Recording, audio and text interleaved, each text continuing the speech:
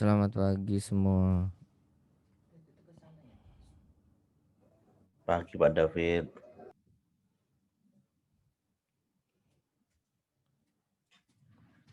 Mas Pandan berangkat ke kampus jam berapa? Jam 9 tit Pak. Jam 9. Yes, jam 9. Oke.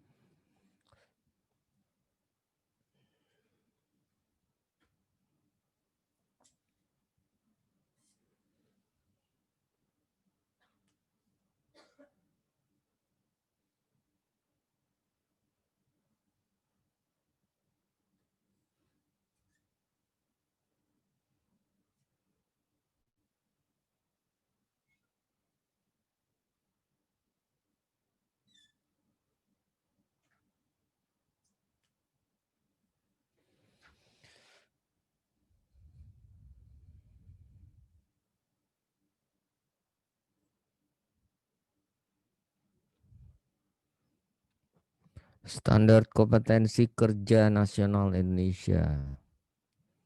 Ini diterbitkan oleh pemberdayaan.com.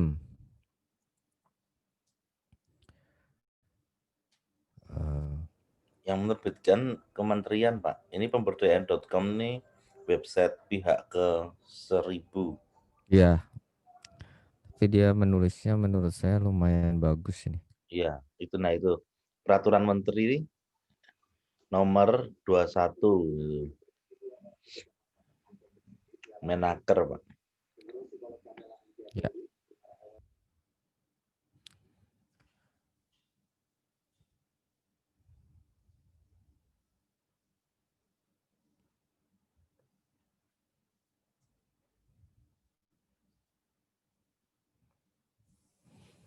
Ini buat teman-teman yang mau lebih mendalami silakan di Google saja standar kompetensi kerja nasional Indonesia yang nanti akan menyambung tentunya dengan kompetensi, dengan KKNI, dengan sertifikasi dan sebagainya. Jika kita mau tahu asal muasalnya begitu. Karena ini yang dari web yang ini setahu saya dia keluarkannya di tahun 2010.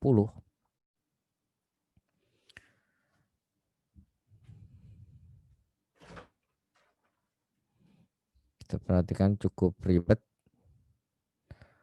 untuk menetapkan SKKNI ini. Mulai dari penyusunan RSKKNI,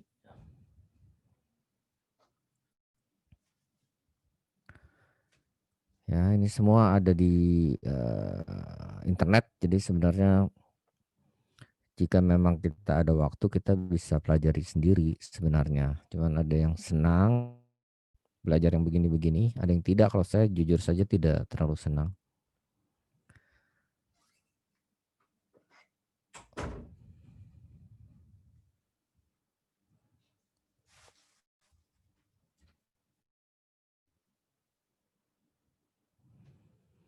Saya ngafalin apa singkatan-singkatan ini aja agak-agak pusing. Ini baru lagi nih RMCS ini apa coba?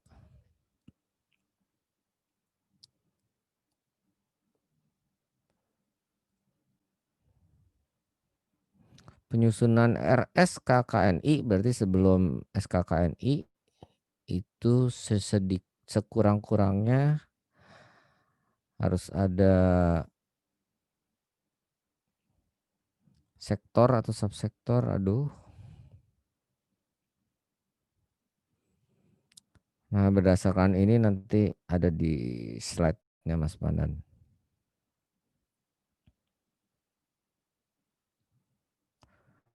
Setelah ada rencana standar apa tadi? Rencana standar kompetensi kerja nasional.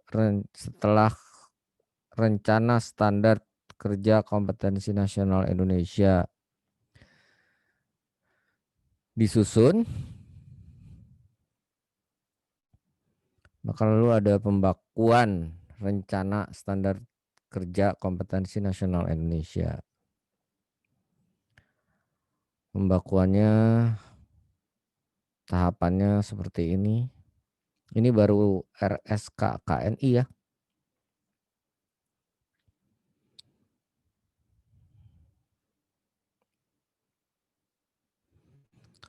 Setelah disetujui oleh konvensi, baru ditetapkanlah standar kerja kompetensi nasional Indonesia. Bagaimana cara menetapkannya? Seperti ini.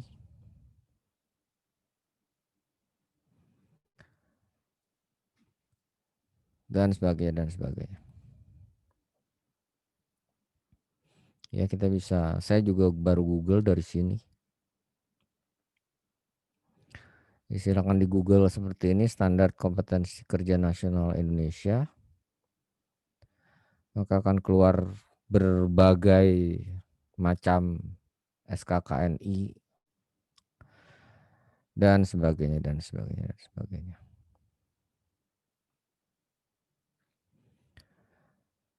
Ya artinya ini, memang ini sah di negara kita.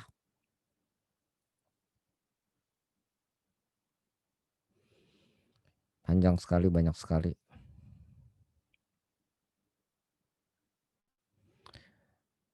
Kalau yang ini agak ini yang berhubungan dengan kita ini. Loh, kok tidak ada apapun? Dan Ya, berarti webnya nggak diisi, Pak. kenapa nggak diisi ya? Karena ini adalah urusan dengan kita ini. Industri permusikan terapkan standar kompetensi kerja nasional yang terbaru ini pada 14 Agustus 2020 di Kementerian Tenaga Kerja. Jadi dari Menteri Tenaga Kerja diserahkan kepada Direktur LSPMI ya, Pak John Naukar.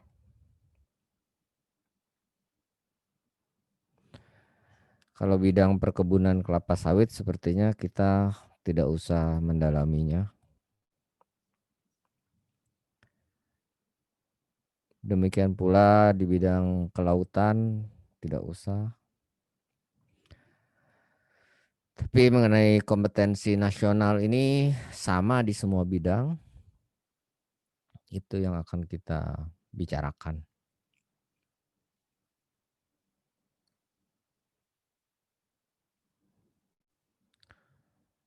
Kalau saya boleh sharing sebentar sebelum saya serahkan ke Mas Pandan.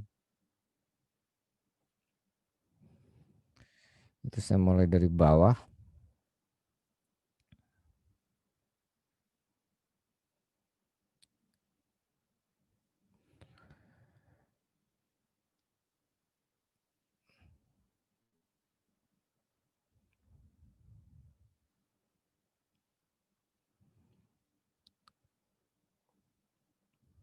Mas Pandan aja deh yang terangin ini.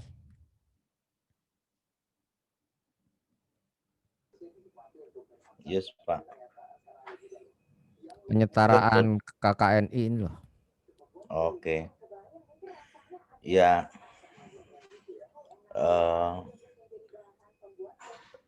jadi kalau kita berbicara tentang penyetaraan dan kenapa ada KKNI, sebetulnya adalah niat hati dari pemerintah untuk mengakomodir teman-teman yang tidak mendapatkan pendidikan formal. Jadi tidak mendapatkan itu artinya banyak ya, bukan karena kenapa-kenapa, tapi kadang ada suatu kondisi pekerjaan, keahlian yang memang belum ada pendidikan formalnya gitu, sehingga adanya pendidikan kursus atau pelatihan gitu. Nah, ini kan masuk dalam informal. Nah, di sini pemerintah punya semangat untuk bisa menyetarakan itu, maka ada KKNI ini, Kerangka Kerja Nasional Indonesia. Nah, pembuktiannya salah satunya adalah dengan yang namanya sertifikasi. Sertifikasi sendiri ketika kita sudah melaksanakan itu ibarat kata sudah berada pada level 6 atau 7. Kalau kita lihat dari slide ini berarti 6 dan 7 itu sudah setara dengan kalau pendidikan yang keilmuan itu S1, kalau yang vokasi sudah setara di 4 atau profesi gitu. Apa nggak bisa setara S3? Ya bisa, cuman nanti berarti harus ada sertifikasi yang modelnya adalah klaster, sehingga nanti ada penata bunyi pratama gitu. Mungkin itu nanti bisa menjadi sekelas itu, cuman saat ini belum. Dan kalau saya sendiri melihat pengklasteran itu justru membuat kita susah. Artinya kalau saya sih mending sertifikasi ini berbasis okupasi. Jadi okupasi itu adalah jenis pekerjaannya, misalnya penata bunyi.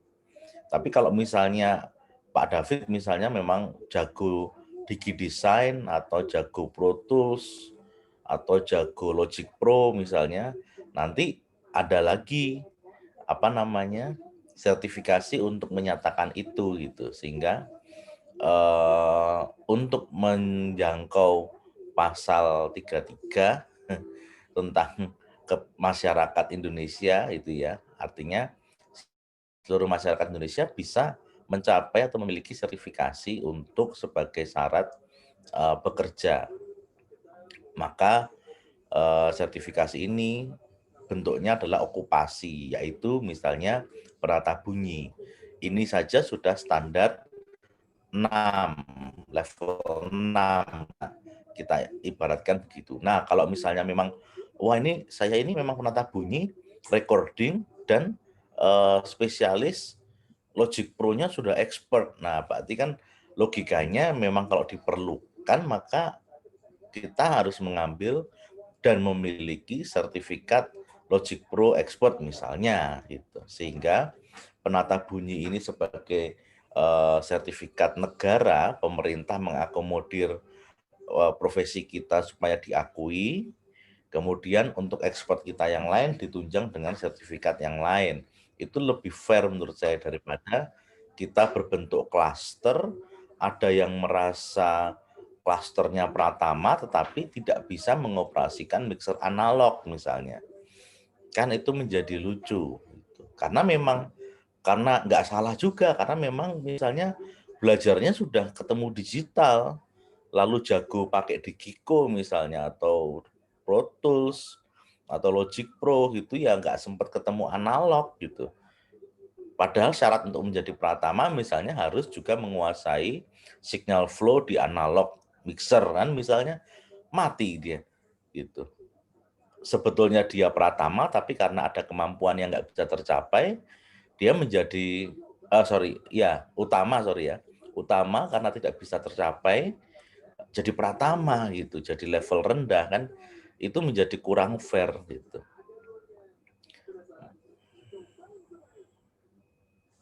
Kira-kira saat ini kita masih secara umum ya, jadi nggak ada level pratama, madya, dan utama gitu. Nah, Iya, bahasa inilah lebih yang perlu lebih baik disosial. lah untuk pekerjaan Pak David. Ya, betul. Karena kan Artinya kalau misalnya kemudian kita adalah soundman wedding itu kan jadi tidak ada masalah gitu. Kalau kemudian wedding venue-nya itu di tempat yang sangat premium dan mensyaratkan sertifikat, ya dia bisa punya kan gitu. Tapi kalau kita kemudian mengklasterisasikan menjadi Pratama Madya Utama, ini bisa menjadi masalah gitu. ya, ya perlu diketahui bahwa urusan perkataan madya, saya kesini saja ya. Jadi ada yang disebut tingkat awal, tingkat dasar itu bahasanya menjadi begini.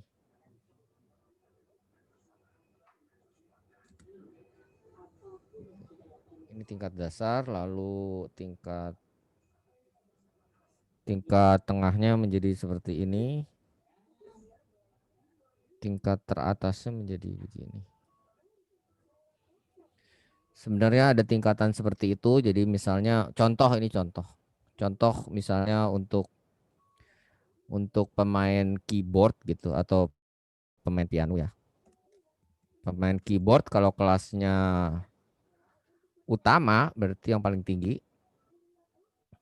itu diwajibkan untuk bisa membaca not balok ataupun not angka, demikian pula bisa menulis dan membaca not balok ataupun not angka ya. Dan juga harus bisa, itu kalau kita bicara melodi, demikian pula untuk chord progressionnya kita harus sudah, artinya kelas utama ini kalau kita punya sertifikasi yang misalnya sertifikasi piano utama atau sertifikasi keyboard utama atau sertifikasi vokal utama atau sertifikasi gitaris utama, basis, drum dan sebagainya itu ada di LSPMI ya skemanya. Nah, itu masing-masing mempunyai unit kompetensi yang berbeda-beda. Jadi misalnya kalau untuk Pratama sebagai seorang keyboardist, Pratama itu yang penting kita memang bisa membuktikan bahwa kita bisa bermain keyboard lalu dibayar. Berarti kan sudah okupasi kita ataupun profesi kita sudah benar-benar pemain keyboard gitu. Karena itu diperlukan kurikulum vitae yang baik gitu ya. Itu yang untuk membuktikan sebenarnya yang terutama sebenarnya gitu.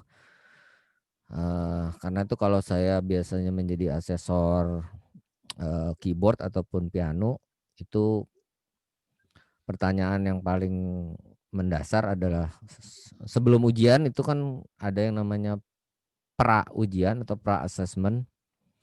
Itu saya selalu bertanya bisa baca atau enggak gitu. Karena saya takutnya nggak bisa baca nanti tiba-tiba tidak boleh naik ke madya gitu. Kalau tidak bisa baca bisa punya sertifikat profesi tapi kelasnya tingkatannya ada di Pratama. Tapi kalau bisa membaca saja tapi tidak bisa menulis itu bisa ada di madya. Sedangkan jika bisa membaca, bisa menulis, artinya kan bisa mengajar sebenarnya gitu. Kelasnya sudah guru gitu, guru piano ataupun guru keyboard dan sebagainya. Maka kelasnya ada di utama. Nah, ini yang tadi Mas Mandan bilang apa tadi istilahnya? Cluster, Pak. Klaster ya? Iya, Kayak perumahan gitu ya istilahnya. iya Pak. Ya oke. Jadi ini tingkat pertama, Cluster itu. ini tingkat kedua, ini tingkat ketiga.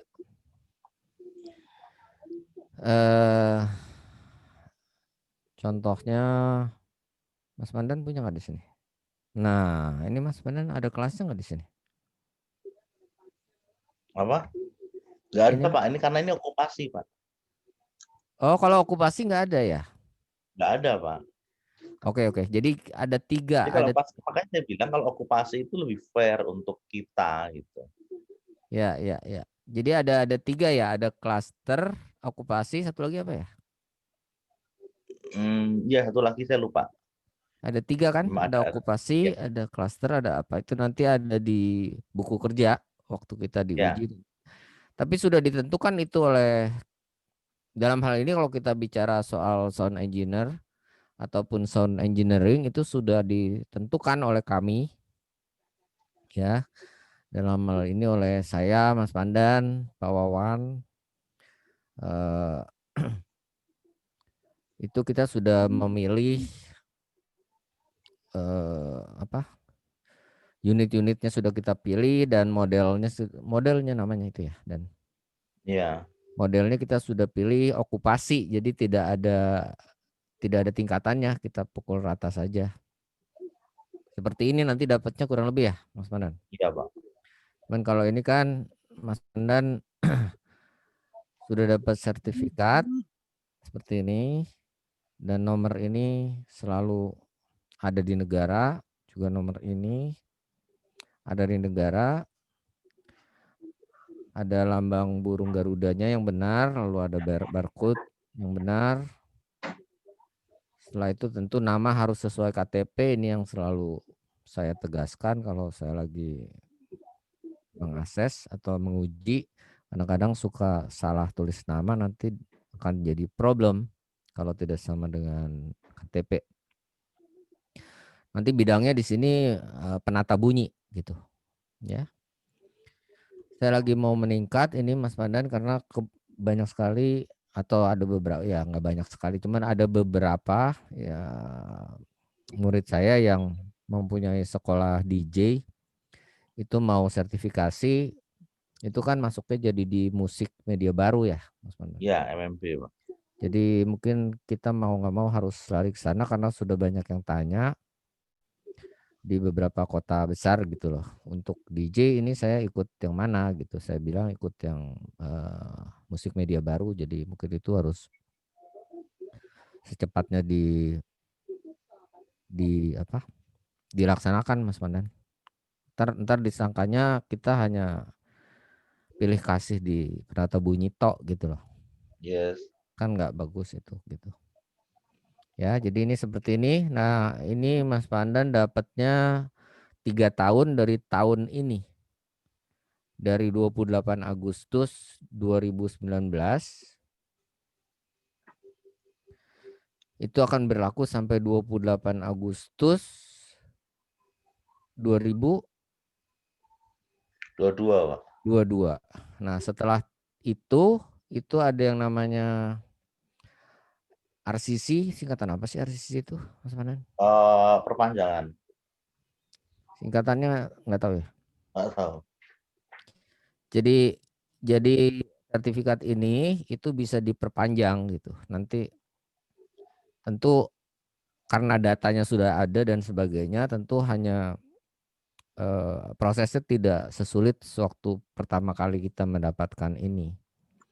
Intinya adalah kita punya bukti bahwa selama 3 tahun itu sampai nanti gitu tahun 28 Agustus tahun 2022 itu kita punya bukti bahwa kita masih tetap berada di bidang ini gitu. Maka kita bisa perpanjang 3 tahun lagi. Demikian pula, nah kalau ini adalah sertifikat asesor. Punya saya persis juga seperti ini. Cuman kalau yang tadi punya saya ada yang keyboard, ada yang piano. Kalau ini Mas Padan beda lagi ini. Pasti nomornya beda juga ya. Ini adalah sertifikat untuk menjadi asesor. Berbeda. Nah, ini kebetulan saya satu angkatan sama Mas Pandan pada masa itu. Kita itu pelatihannya tahun 2000. 2019 Pak. Hah? 2019 Maret ya? Maret. Ini keluarnya kok cepat, ini 1 Juli ya? Tapi kita terimanya 2020. Ya. Iya. Tapi dihitungnya kita dari 1 Juli 2019 ya, Mas Panan. Jadi memang 3 bulan keluarnya, tapi distribusinya waktu itu karena gini Pak, kalau yang waktu kita itu kan berarti kan Maret, April, Mei, Juni, berarti benar 3 Juli ya, 4 bulan kan memang paling cepat 3 bulan. Ya. Nah, kalau yang punya kita itu lama karena apa Pak? Karena kita itu bareng sama asesor bidang-bidang macam-macam. Ada yang tata boga, ada fashion, ada ini. Nah, problemnya adalah yang bidang-bidang itu tidak waktu itu si IO-nya itu tidak ngurus untuk perbaikan. Saya itu namanya salah itu Pak. Yang mana? Saya namanya salah itu namanya. Coba di Zoom. Ini. Itu namanya salah itu. Nah, itu salah kan? Oh iya, ini harusnya para anom ya? Para iya. Nah, hal-hal seperti ini itu tidak diberesin sama si pelaksana, Pak. Si BNSP sendiri sudah nyetak ini, kemudian ini katanya ada salah nama, terus kok nggak ada yang verifikasi gitu. Karena waktu saya ke sana itu posisi berkas sudah dicetak gitu. Kemudian kan waktu itu saya ketemu lagi sama asesor pengurusnya yang orang Semarang itu, kemudian oh ya udah diurus, baru udah diurus sejak saya keluar sama Pak David tuh loh. Saya kirim foto Iya. waktu datang ke BNSP Nggak, itu. tapi jadi gara-gara satu orang jadi semuanya terlambat ya? Nggak tahu Pak, satu orang atau berapa, nggak ngerti, artinya si pelaksana ini tidak mengkonfirm namanya udah fix atau belum gitu loh. Oke. Padahal itu kan satu bendel satu angkatan, kita nggak bisa ngambil duluan itu kan Pak. Oke. Tapi kayaknya itu tetap nggak diberesin karena nama saya tetap salah kok gitu. Sehingga memang ini kemarin itu sampai setahun karena memang macet di IO-nya Pak. Iya, sebenarnya harusnya kalau semuanya beres tidak selama itu ya. Iya, paling cepat 3 bulan sampai 6 bulan sudah keluar. Oke. Ya, mudah-mudahan yang penata bunyi awal kemarin yang Oktober 2019 itu, setahu saya juga sudah mulai ini ya, sudah mulai diurus untuk dikeluarkan ya, Mas Pandan. Iya. Ya, ini sih udah slide-nya Mas Pandan. Silakan dilanjut aja Mas Pandan. Ya udah lengkap ya Pak. Apalagi isinya kan sama. Sama. Ya, iya. Cuman saya yang mesti gini-gini. Kalau itu kan proses Pak. Proses sertifikasi kan ada 2 macam tuh, ada yang mandiri sama ada yang gratis. Kalau gratis kita mau nunggu gratis itu bisa nunggu ketemu sama 500 lebih LSP gitu. Karena gratis itu bukan berarti gratis gimana, tetapi fasilitasi pemerintah. Nah, pemerintah sendiri punya agenda dan punya skala prioritas. Jadi kalau yang kemarin kita udah dapat 2.000 orang gitu ya untuk yang bidang hiburan, terutama musik dan dipegang oleh SPMI itu setahu saya 2.000-an. Tahun ini ya 2021 saya nggak ngerti kita dapatnya apa. Fokusnya pemerintah kemana saya nggak ngerti. Artinya kalau misalnya fokus pemerintah tahun ini untuk industri garment, ya berarti nanti adalah LSP garment, pekerjaan-pekerjaan berbasis garment, laundry misalnya gitu yang akan dapat fasilitasi. Kalau ditanya kapan lagi ada untuk penata bunyi, kita nggak ada yang tahu gitu. Karena itu semua kalau gratis kita harus manut pemerintah. Mereka mau milih apa, skala prioritas industrinya apa, ya kita nggak bisa request gitu. Terus banyak juga yang saya kadang menyayangkan, tetapi ya itu sudah pilihan ya. Misalnya gini, aku ikut aja yang tahun depan. Nah, tahun depan tuh belum mesti ada kok. Ini bisa aja penata bunyi. Kalau mau yang fasilitasi pemerintah, dalam tanda kutip gratis ya, itu bisa saja setahun, 2 tahun, 3 tahun, 4 tahun, 5 tahun lagi nggak ngerti kita gitu. Maka kemudian ada yang jalur mandiri gitu. Kalau jalur mandiri ada 20 orang jalan gitu. Nah, jadi sekarang kembali lagi ke masalah prioritas, misalnya teman-teman memang ini, kalau menurut saya ini adalah saat yang tepat untuk kita ngambil karena berkaitan dengan satu, asesornya masih kita gitu, terutama Pak David. Yang kedua adalah materi ujinya itu masih sangat mudah gitu. Kami mengatakan di sini sangat mudah, artinya kalau nanti ini ada perubahan SKKNI, kami melakukan perubahan MUK, kami pasti akan mencari yang lebih baik secara materi uji dan kualitas. Nah, ini akan membuat ujian itu akan semakin berat. Nah, seperti yang tadi disampaikan Pak David, kalau sekarang sudah ngambil, 3 tahun lagi RCC, 3 tahun lagi ujian perpanjangan. Perpanjangan itu lebih mudah ujiannya daripada ujian pertama. Sehingga kalau menurut saya, ini sebetulnya kesempatan mumpung asesornya masih kita-kita, yang pertama. Yang kedua adalah mumpung materinya masih materi basic, itu ya.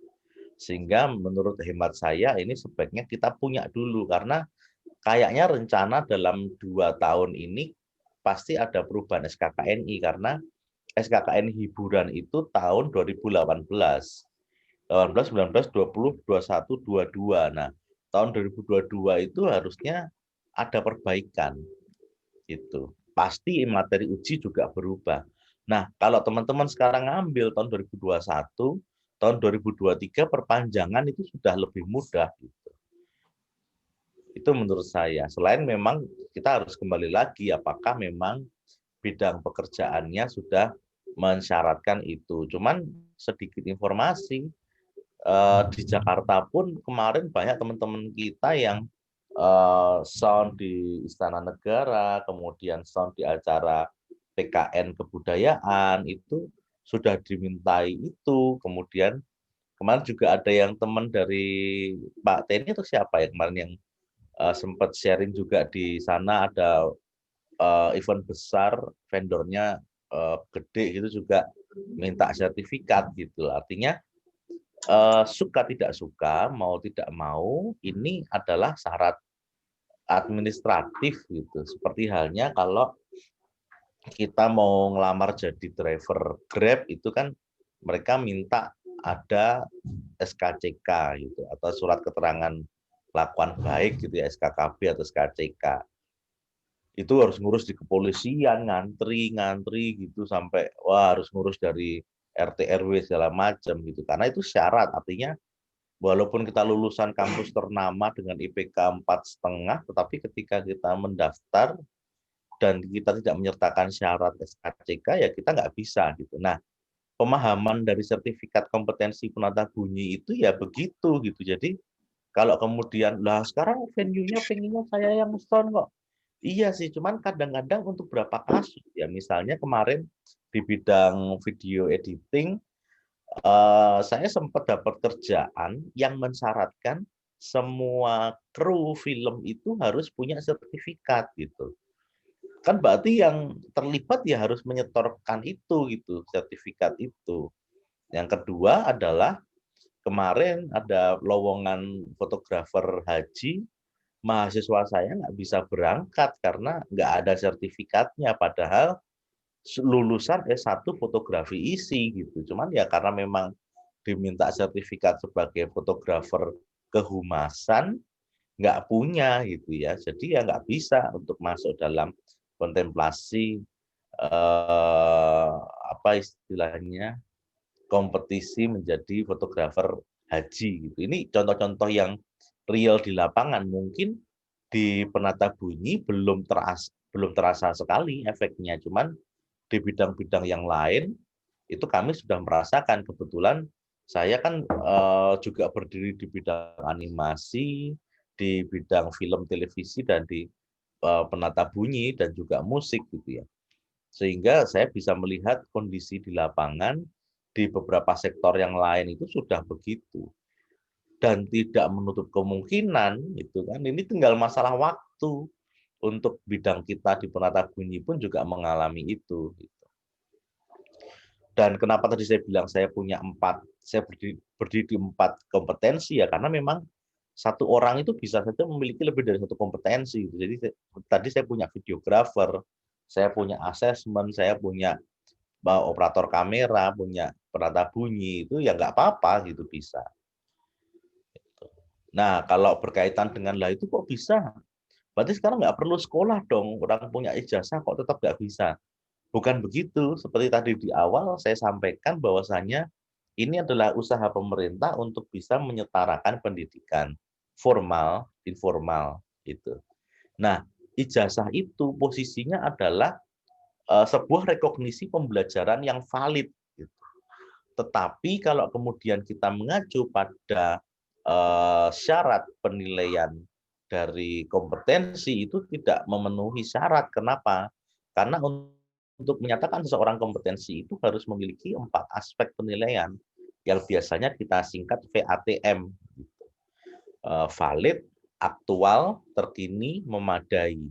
Nah, kenapa ijazah tidak bisa? Karena bisa saja kita sekuliah penata bunyi misalnya tahun 2000, ketika itu kita pakai mixernya analog gitu atau masih semi digital.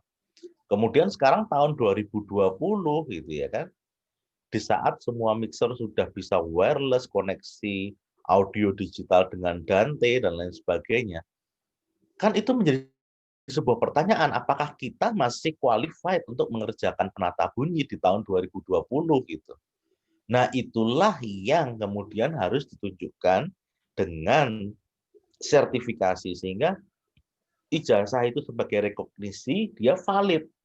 Tetapi karena dia lulusan tahun 2000 maka dia tidak aktual, tidak terkini dan tidak memadai.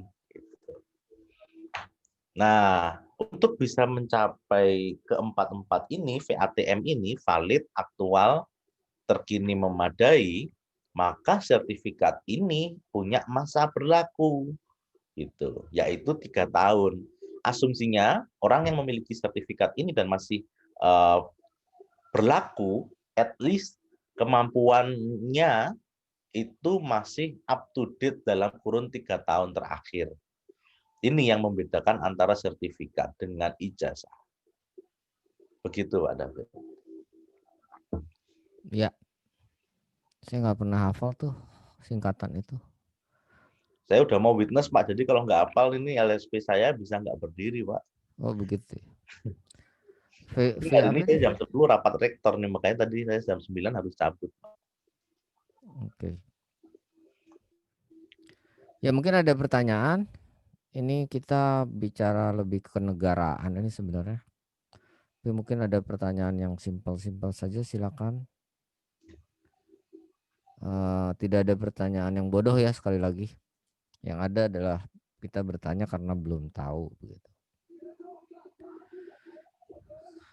Karena sekali lagi nanti akan ada istilah-istilah yang aneh yang harus kita isi berkasnya, itu yang menjadikan proses asesmen lama sebenarnya. Misalnya nanti ada istilah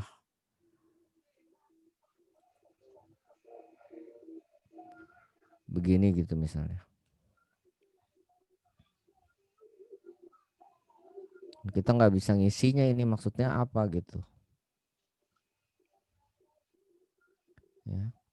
Ini tidak lain adalah nama kita, nama yang ikut ujian itu disebutnya, yang ikut ujian itu disebutnya asesi.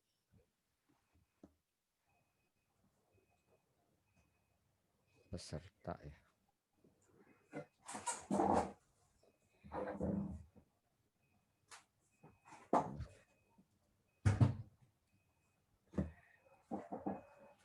Dan istilahnya menjadi bukan sertifikasi juga sebenarnya, istilah menjadi UJK karena dia uji kompetensi, yang diuji adalah kompetensinya. Ya, tolong diingat. Jadi bukan seperti ujian akademis begitu loh. Nah, ini penting diketahui karena kompeten ini urusannya berbeda dengan akademis. Ya. Ada sebenarnya di sini ada keterangannya soal kompeten ini. Yang paling mudah adalah di sini aja. Paling mudah adalah kita harus punya pengetahuan, knowledge, keterampilan, skill, dan sikap kerja, attitude. Ini penting sekali ini. Kalau saya sih jujur saja untuk yang sekarang ini, jika memang ikut gitu ya, kan ini kita eh, tim penata bunyi itu kita bikin sebuah tim supaya pemegang sertifikat untuk penata bunyi itu ada gitu loh ya, lumayan banyak gitu. Mengapa? Karena kan di bidang yang lain itu sudah banyak sekali, misalnya pemegang sertifikat untuk penyanyi solo itu udah banyak sekali. Pemegang sertifikat untuk gitaris, basis, drummer itu sudah banyak sekali gitu. Tapi kalau pemegang sertifikat untuk penata bunyi atau sound engineer itu belum ada. Sampai saat ini pun belum ada.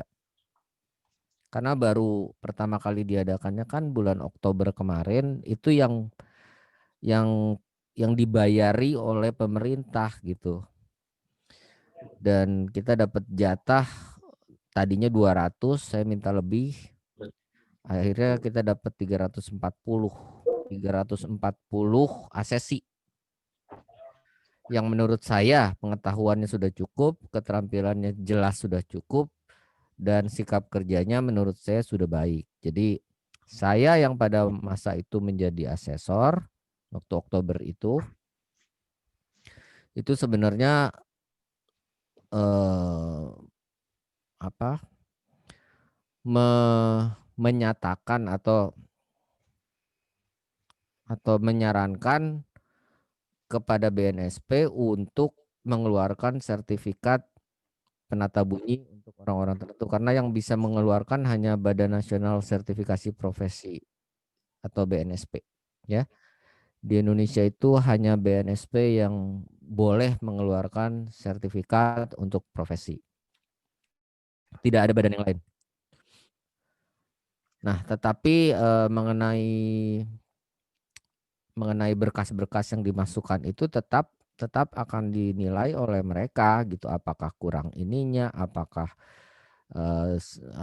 berkasnya tidak tidak valid, apakah berkasnya tidak terkini dan sebagainya. Itu kembali lagi ke mereka, karena ujung-ujungnya mereka yang akan mengeluarkan. Kalau saya sih jujur saja, saya ke 99% peserta yang kemarin, yang 340 peserta atau asesi itu saya kenal gitu. Artinya minimal saya tahu itu. Jadi saya tegaskan bahwa mereka ini sudah kompeten gitu ya tugas. Nah, ini kan pesertanya nih disebut asesi, sedangkan yang menguji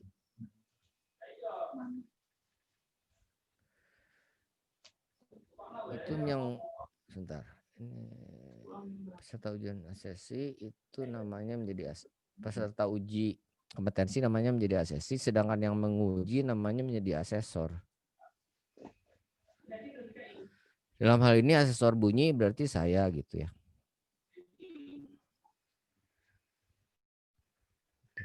Sedangkan proses uji kompetensinya itu disebut asesmen.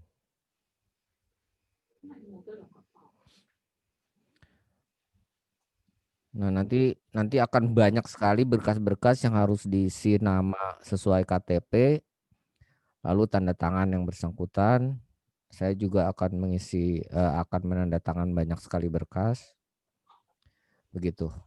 Itulah proses asesmen yang akan kita laksanakan sebenarnya. Bagaimana? Sampai sini ada pertanyaan?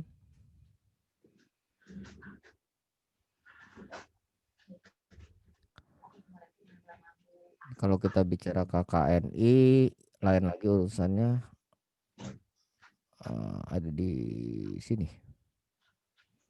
Kalau kita bicara kerangka kualifikasi nasional Indonesia, itu kita mengadopsi sebenarnya dari Australia kalau nggak salah ya, Mas Pandan.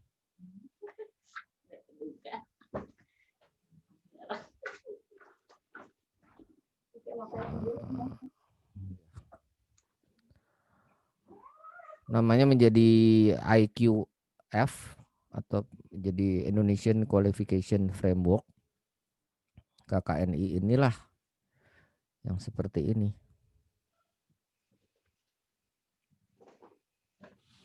Yang merah ini KKNI, ya. Lalu ini kalau pendidikan formal kan ada taman kanak-kanak, ada sekolah dasar, ada sekolah menengah pertama, SMA, SMK, ataupun diploma 1 itu KKNI-nya menjadi level 2 ataupun 3. Sedangkan D2 KKNI-nya jadi level 4, D3 level 5. Ini jelas di sini saya besarkan.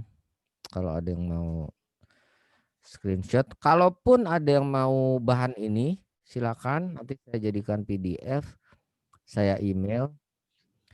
Silakan saja WA ke saya ataupun email ke saya. Saya rasa di sini udah tahu semua konteks saya ya. WA ataupun Telegram saya ada di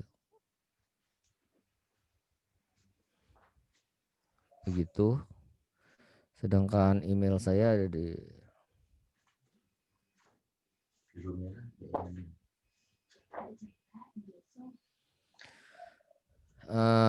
sedangkan untuk melihat CV saya mungkin saat ini paling enak melihatnya di sini.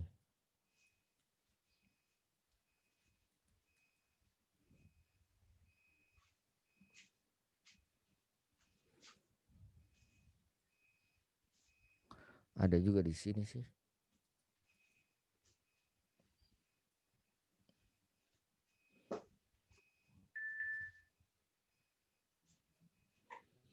Jadi kalau ada yang perlu bahan ini yang sudah saya kumpulkan, kalau siapa tahu ada yang mau baca-baca, silakan Telegram ataupun WA saya ke sini.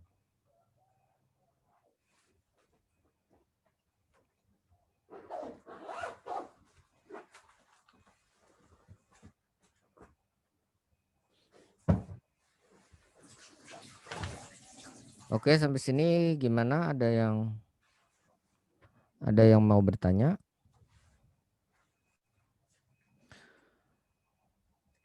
Kalau saya boleh garis bawahi lagi. Nah, ini dia.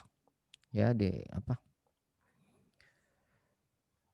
Mengikuti ILO ini, International Labour Organization. Ini tadi kita sudah terangkan kurang lebihnya.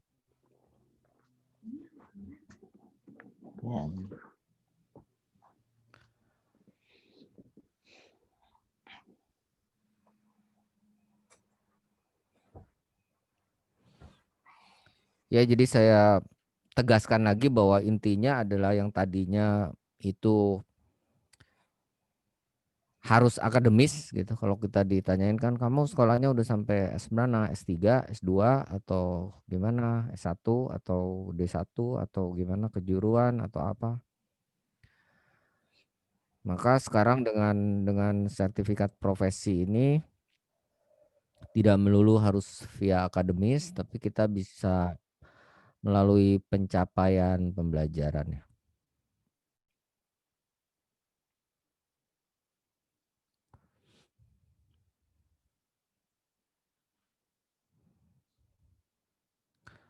Ini yang tadi saya katakan mengenai kompetensi dalam bahasa Indonesia.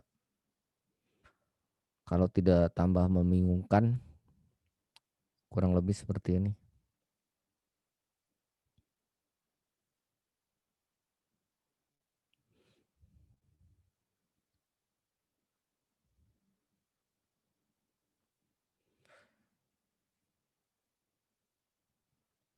Sekali lagi kalau ada yang ingin memiliki ini kebetulan bentuknya keynote sekarang di saya. Tapi saya bisa jadikan PDF dan saya bisa email ataupun saya bisa Telegram atau WA karena kecil apa filenya. Nah, kalau udah jam segini sudah mulai banyak yang online, kantor-kantor dan sebagainya sudah tidak stabil nih ininya, internetnya. Oke, bagaimana teman-teman semua? Apakah ada pertanyaan yang berurusan dengan UJK ataupun proses sertifikasi ini? Silakan. Sebenarnya question apa sebenarnya? Iya, Pak Erwin. Selamat pagi, Pak Erwin. Betul, bahasa Indonesianya sound engineer ya urusannya dengan pro audio gitu. Itu kalau di bawah LSPMI, di bawah Lembaga Sertifikasi Profesi Musik Indonesia, itu bahasa sound engineer itu menjadi atau sound engineering ilmunya itu menjadi penata bunyi. Kalau di bawah Lembaga Sertifikasi Profesi Film itu menjadi penata suara, ya. Jadi ada dua.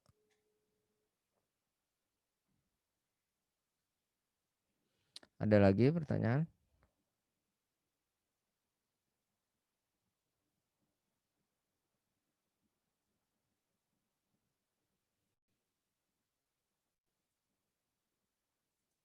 Dan kebetulan memang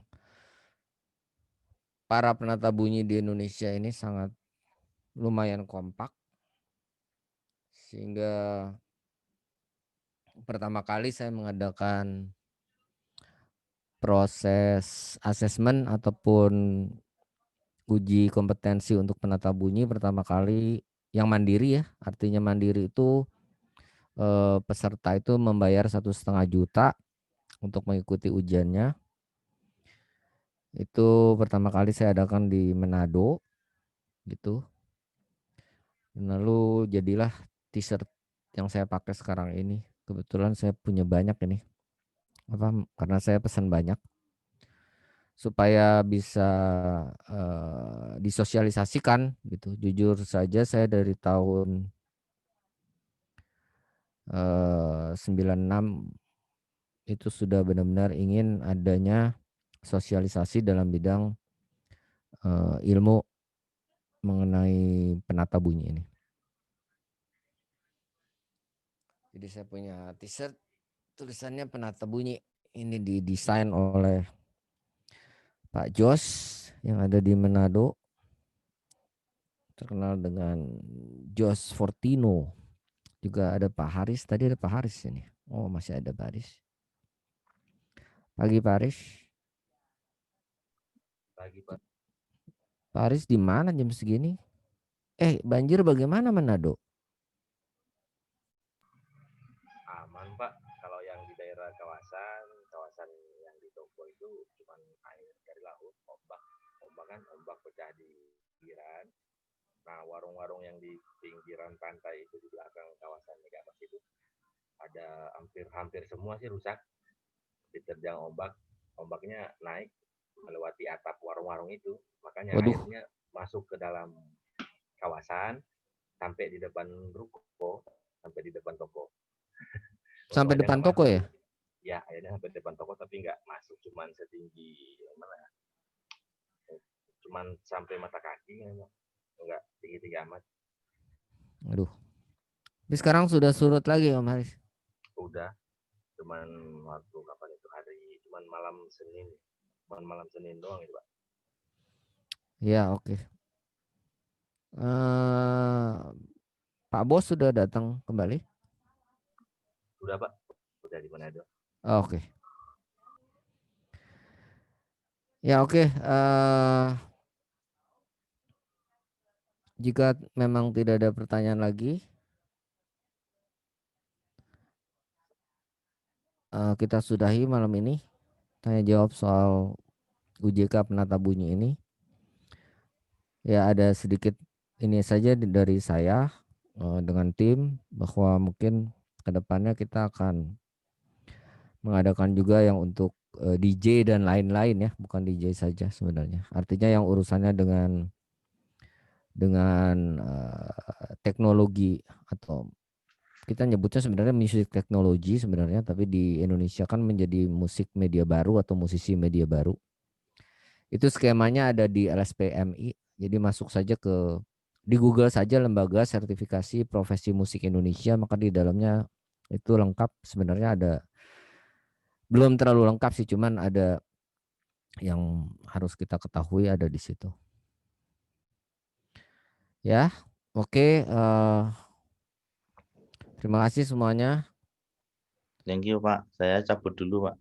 Ya, Mas Pandan, thank you.